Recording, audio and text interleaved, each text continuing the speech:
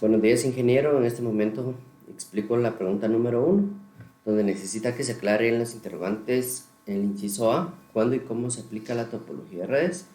Bueno, cuando mencionamos una topología de redes, tenemos que hablar de LAN, que estas son interconectadas a computadoras en una organización, en edificios, oficinas o en una casa, donde estas redes van a llevar una lógica de topología física, donde estas están con una exposición por medio de cables de red y en estaciones de trabajo.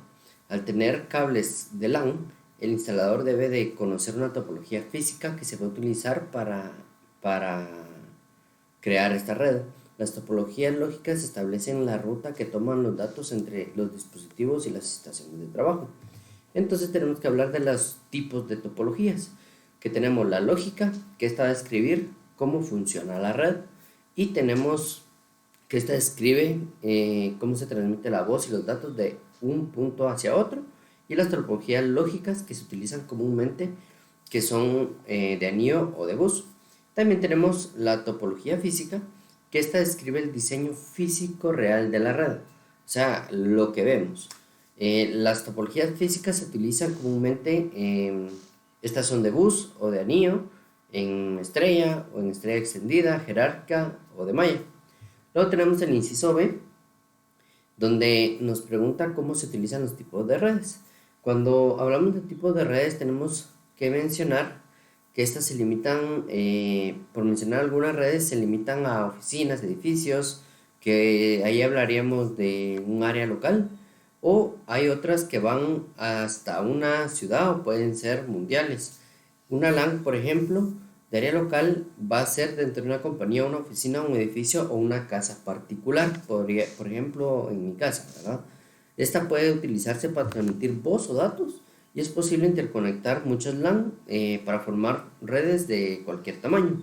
Estas pueden incluir redes en edificios, que se llamaban, y redes de áreas metropolitanas y redes de áreas amplias. Por ejemplo, una empresa en Guatemala posee oficinas en la zona 10, zona 9, zona 5, zona 15, cada una con su propia LAN, a fin de que estas oficinas compartan datos. Las oficinas están conectadas entre sí a través de la WAN, como por ejemplo el Internet es un ejemplo de WAN.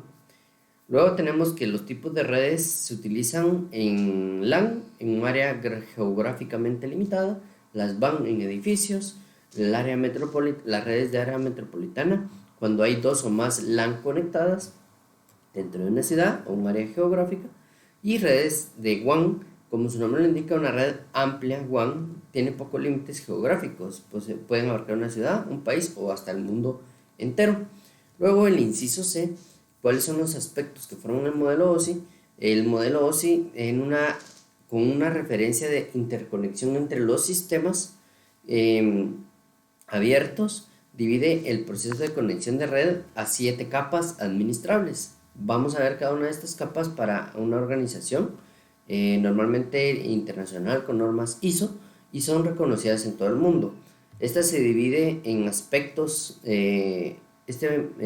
utiliza sus aspectos de las operaciones de red en elementos menos complejos, permite a los ingenieros especializar diseños, provee cambios que se producen en áreas que afectan a las demás para que la área pueda evolucionar más rápidamente, permite diseñar la red que se elija a los dispositivos y las funciones de red, y ayuda con las pruebas y diagnósticos.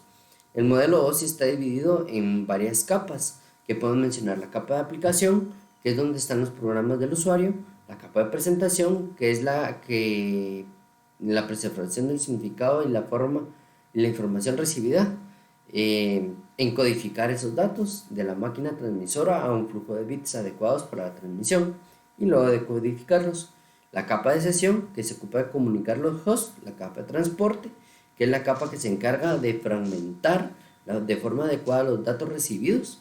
La capa de red, que es la que se ocupa del control de la subred. Pues tenemos luego la capa de enlace, la realiza la detección y posible corrección de errores, y la capa física, que se ocupa de la transmisión de bits en forma continua a lo largo de un canal de comunicación.